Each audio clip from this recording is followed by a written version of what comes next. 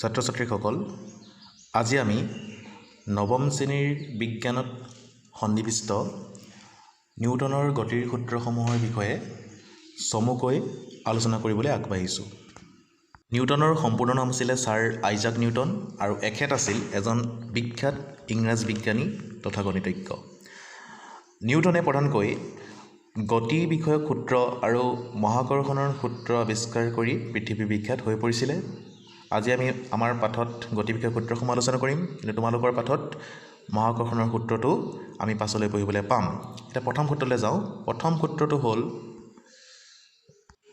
বাহ্যিক অসন্তুলিত বল প্ৰয়োগ নকৰা পৰ্যন্ত স্থিতিশীল বস্তু এটা স্থিতিশীল অৱস্থাত আৰু গতিশীল বস্তুৱে সুষম বেগেৰে সৰল ৰেখাৰে গতি কৰি থাকিব বিচাৰে। অৰ্থাৎ ইয়াকে বুজাইছে যে বাহিৰৰ পৰা যদি আমি এটা অসন্তুলিত বল প্ৰয়োগ নকৰোঁ, তেন্তে যদি এটা বস্তু ৰৈ থাকে সেই বস্তুটো ৰৈয়ে থাকিব, আৰু এটা বস্তু যদি গৈ থাকে মানে গতি কৰি থাকে, সেই বস্তুটোৱে একেটা বেগেৰে কি কৰিব, সমান বেগেৰে কি কৰিব, সৰল ৰেখা দি গতি কৰি থাকিবলৈ বিচাৰে। সৰলৰৈখিক গতিৰ বিষয়ে আমি পঢ়ি আহিছোঁ। সৰল ৰেখাত গতি কৰি থাকিব বিচাৰিব। এইটোৱে হ'ল নিউটনৰ গতিৰ প্ৰথম সূত্ৰ। ইয়াৰ বিষয়ে আমি পাছত আমি আকৌ ভালকৈ আলোচনা কৰিম। এতিয়া আমি দ্বিতীয় সূত্ৰলৈ যাওঁ। দ্বিতীয় সূত্ৰটো হ'ল যে বস্তু এটাৰ ভৰবেগৰ পৰিৱৰ্তনৰ হাৰ প্ৰয়োগ কৰা অসন্তুলিত বলৰ দিশত তাৰ সমানুপাতিক হয়। এতিয়া ভৰবেগ মানে কি আমি জানো যে ভৰ আৰু বেগৰ পূৰণফল। এই ভৰবেগৰ পৰিৱৰ্তনৰ হাৰ কাৰ সমানুপাতিক? প্ৰয়োগ কৰা অসন্তুলিত বলৰ সমানুপাতিক। ইয়াৰ বিষয়ে আমি এই পাঠতে বিশদভাৱে আলোচনা কৰিম। এতিয়া আমি তৃতীয় সূত্ৰলৈ গৈছোঁ। তৃতীয় সূত্ৰটো হ'ল যে প্ৰতিটো ক্ৰিয়াৰ এটা সমান আৰু বিপৰীত প্ৰতিক্ৰিয়া থাকে। এই দুটা ভিন্ন বস্তুৰ ওপৰত ক্ৰিয়া কৰে। তৃতীয় সূত্ৰৰ বিষয়েও আমি প্ৰথম সূত্ৰৰ সৈতে একেলগে আমি বিশদভাৱে পাছৰ পাঠত আলোচনা কৰিম। সূত্ৰক কিদৰে গাণিতিক ৰূপত প্ৰকাশ কৰিব পাৰি তাৰ বিষয়ে আলোচনা কৰোঁ। আমি গতিৰ দ্বিতীয় সূত্ৰটো পাইছিলোঁ যে কোনো গতিশীল বস্তুৰ ভৰবেগৰ পৰিৱৰ্তনৰ হাৰ প্ৰয়োগ কৰা অসন্তুলিত বলৰ দিশত সমানুপাতিক হয়। এতিয়া মই এটা এম ভৰৰ বস্তু লৈছোঁ। এইটো এটা এম ভৰৰ বস্তু। এই এম ভৰৰ বস্তুটো ইউ প্ৰাৰম্ভিক বেগ ইউৰে গতি কৰি আছে। ইউ বেগেৰে গতি কৰি আছে। এই গতি কৰি থকা বস্তুটো এফ বল প্ৰয়োগ কৰাৰ ফলত, মই বল প্ৰয়োগ কৰিছোঁ এফ, এই এফ অসন্তুলিত বল প্ৰয়োগ কৰাৰ ফলত টি সময়ৰ পাছত ই কি হ'ল, গতি কৰি আছিলে এম ভৰৰ বস্তুটো ভি বেগলৈ পৰিৱৰ্তন হ'ল। অৰ্থাৎ ইউ আছিলে বস্তুটোৰ প্ৰাৰম্ভিক বেগ আৰু ভি হ'ল অন্তিম বেগ। এতিয়া ইয়াত কৈছে যে ভৰবেগ, ইয়াত ভৰবেগ আমি দুটা ভৰবেগ পাম। ভৰবেগ মানে জানো আমি ভৰ আৰু বেগৰ পূৰণফল। এই বস্তুটোৰ ভৰ হ'ল এম আৰু বেগ আছিলে ইউ। এই ক্ষেত্ৰত তেতিয়া ভৰবেগ হ'ব এম ইনটু ইউ। অৰ্থাৎ আমি প্ৰাৰম্ভিক ভৰবেগ যদি আমি P1 বুলি ধৰি লওঁ, P1 সমান আমি লিখিব পাৰোঁ এম ভৰ ইনটু ইউ অৰ্থাৎ M U. P1 is equal to M U. T সময়ৰ পাছত বস্তুটো কি হ'ল, বস্তুটোৱে ভি বেগ লাভ কৰিলে এফ বল প্ৰয়োগ কৰাৰ ফলত। গতিকে সি তাত নতুন ভৰবেগ লাভ কৰিব। তাক মই P2 বুলি যদি ধৰি লওঁ, তেতিয়া কিমান হ'ব P2? ইয়াত ভৰটো একেই আছে এম, কিন্তু বেগ বেলেগ হ'ল, ইয়াত হ'ল ভি। গতিকে এম ভি। অৰ্থাৎ আমি ইয়াত যদি চাওঁ, অন্তিম ভৰবেগ আমি পালোঁ এম ভি আৰু প্ৰাৰম্ভিক ভৰবেগ পালোঁ এম ইউ। এতিয়া কৈছে ভৰবেগৰ পৰিৱৰ্তন। ভৰবেগৰ পৰিৱৰ্তন বুলি ক'লে কি বুজিম, যে অন্তিম ভৰবেগ বিয়োগ প্ৰাৰম্ভিক ভৰবেগ। অৰ্থাৎ প্ৰথমতে কিমান আছিলে ভৰবেগ, সলনি হৈ কিমান হ'ল, সেইটোৱে ভৰবেগৰ পৰিৱৰ্তন। গতিকে সেইটো উলিয়াবলৈ আমি ভৰবেগৰ পৰিৱৰ্তন উলিয়াবলৈ আমি কি কৰিম, অন্তিম ভৰবেগৰ পৰা প্ৰাৰম্ভিক ভৰবেগটো আমি বিয়োগ কৰিলে হ'ল। গতিকে মই লিখিছোঁ ভৰবেগৰ পৰিৱৰ্তন সমান M V minus M U. এতিয়া কৈছে ভৰবেগৰ পৰিৱৰ্তনৰ হাৰ। ভৰবেগৰ হাৰ বুলি কোৱাৰ লগে লগে কি আহিব, পৰিৱৰ্তনৰ হাৰ বুলি কোৱাৰ লগে লগে সময়ৰ কথা আহিব। গতিকে মই লিখিছোঁ যে ভৰবেগৰ পৰিৱৰ্তনৰ হাৰ যিটো টি সময়ত আছিলে, গতিকে সময়টো হ'ব টি। গতিকে M V minus M U divided by T. অৰ্থাৎ এইটো হ'ল ভৰবেগৰ পৰিৱৰ্তন ডিভাইডেড বাই সময়। এইটোৱে হ'ল হাৰ, ভৰবেগৰ পৰিৱৰ্তনৰ হাৰ।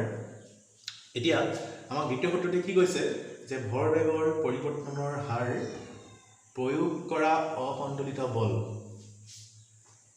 এই বলটোৰ কি হয় সমানুপাতিক হয় আৰু মই প্ৰয়োগ কৰা বলটো কি বুলি ধৰি লৈছোঁ এক বল বুলি ধৰি লৈছোঁ এইটো প্ৰয়োগ আমি কিমান বল প্ৰয়োগ কৰিছোঁ এক পৰিমাণৰ বল প্ৰয়োগ কৰিছোঁ গতিকে এফ সমানুপাতিক প্ৰয়োগ কৰা অসন্তুলিত বল এফ কাৰ সমানুপাতিক হয় এই ভৰবেগৰ পৰিৱৰ্তনৰ হাৰ অৰ্থাৎ ইয়াৰ সমানুপাতিক হয় গতিকে এফ সমানুপাতিক M V minus M U by T এইটো হ'ল ভৰবেগৰ পৰিৱৰ্তনৰ হাৰ এইটো হ'ল বল গতিকে বলটো কাৰ সমানুপাতিক হয় প্ৰয়োগ কৰা অসন্তুলিত বলৰ সমানুপাতিক হয় এতিয়া মই যদি ইয়াৰ পৰা এম ভি আৰু এম ইউ তাৰ পৰা মই এমটো কমন লৈছোঁ তেতিয়া থাকিব V minus U divided by T M V minus U divided by T আমি আগতে পাই আহিছোঁ যে ভি মাইনাছ ইউ অৰ্থাৎ বেগৰ পৰিৱৰ্তনৰ হাৰ তাক আমি কওঁ তৰংগ তো বেগৰ পৰিৱৰ্তন ভি মাইনাছ অন্তিম বেগ আছিলে ভি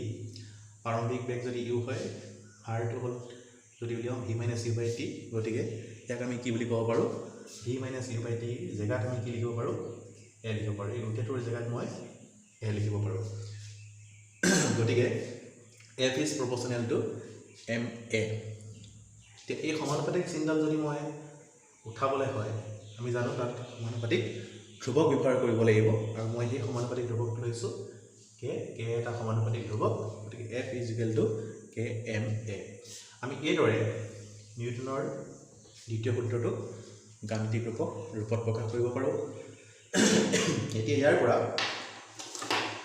পৰীক্ষাত প্ৰশ্নটো এনেদৰে আহিব ইয়াত মই লিখি থৈছোঁ যে নিউটনৰ গতিৰ দ্বিতীয় সূত্ৰটো লিখা আৰু গাণিতিক ৰূপত প্ৰকাশ কৰা নিউটনৰ দ্বিতীয় সূত্ৰটো যে কোনো গতিশীল বস্তুৰ ভৰবেগৰ পৰিৱৰ্তনৰ হাৰ প্ৰয়োগ কৰা অসন্তুলিত বলৰ দিশত সমানুপাতিক গাণিতিক প্ৰকাশ কৰিবলৈ হ'লে মই দুটা বস্তু বৰ্ডত কৰাৰ দৰে এম ইয়াৰ ইউ বেগ আৰু এম ইয়াৰ ভি বেগ এই বস্তুটোক আমি কিমান বল প্ৰয়োগ কৰিছোঁ এক পৰিমাণৰ বল প্ৰয়োগ কৰাৰ ফলত টি সময়তে কি হৈছে ভি বেগ লাভ কৰিছিলে গতিকে তাক মই চিত্ৰৰ সহায়ত বুজাইছোঁ লিখিব লাগিব যে ধৰা হ'ল এম ভৰযুক্ত কোনো এক গতিশীল বস্তু সৰলৰৈখিক দিশত গতি কৰিব লাগিব ই প্ৰাৰম্ভিক বেগ ইউ বস্তুটোৱে টি সময়ত ভি বেগ লাভ কৰিব অৰ্থাৎ বস্তুটোৰ অন্তিম বেগ ভি হ'ব যদিহে বস্তুটোৰ ওপৰত ধ্ৰুৱক বল এক প্ৰয়োগ কৰা হয় এই ক্ষেত্ৰত বস্তুটোৰ কি হ'ব প্ৰাৰম্ভিক ভৰবেগ মই কৈছিলোঁৱে যে P one equal to M U অন্তিম ভৰবেগ হ'ব P two equal to M V ভৰবেগৰ পৰিৱৰ্তন M V minus M U ভৰবেগৰ পৰিৱৰ্তনৰ হাৰ M V minus M U divided by T সূত্ৰমতে যিহেতু ভৰবেগৰ পৰিৱৰ্তনৰ হাৰ প্ৰয়োগ কৰা বলৰ সমানুপাতিক সেয়েহে F proportional M V minus M U divided by T তাত কৰাৰ দৰে এমটো কমন ল'লোঁ V minus U by T F is প্ৰপ'ৰ্চনেল to ইয়াৰ জেগাত আমি এ লিখিব পাৰোঁ যিহেতু A equal to V minus U by T তেনেকৈ লিখি থৈছোঁ মই ইয়াত গতিকে সমানুপাতিক চিনডাল পিছত উঠাই দিলোঁ F is equal to K M A K এটা সমানুপাতিক ধ্ৰুৱক এইদৰে আমি কৰিব লাগিব ইয়াৰ পাছৰখিনি আমি আন এটা ভিডিঅ'ত আলোচনা কৰিম ধন্যবাদ